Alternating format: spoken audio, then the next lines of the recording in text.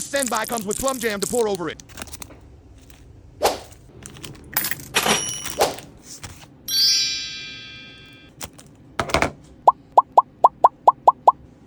Oh my god.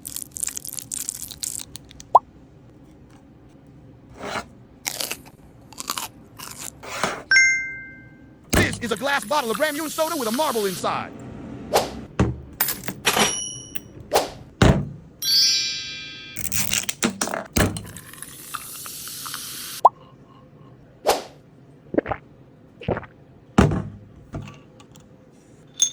Wow.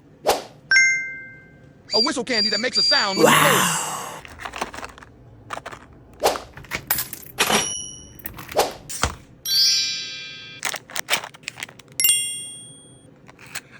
Wow.